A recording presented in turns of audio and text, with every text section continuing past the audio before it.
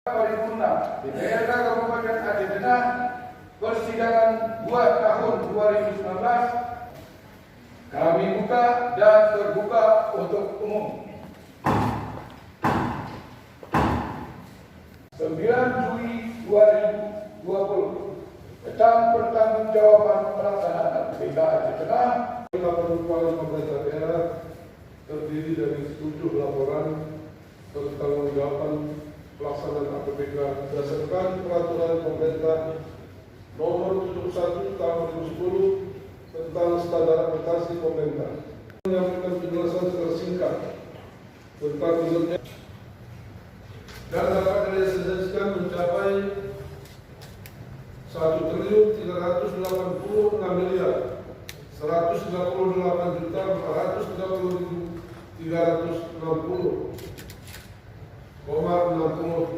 rupiah. Terlalu daerah yang dipisahkan sebesar 5.700. Kalau ini belum menyepakati apa yang kami sampaikan, maka diskor saja. Maka kita secara internal akan melanjutkan ke paripurna. Kita mengapresiasi hari ini Kabupaten Aceh Tengah mendapat WTP. PK Aceh Tengah itu berarti menunggu keputusan, berarti kita skor ya.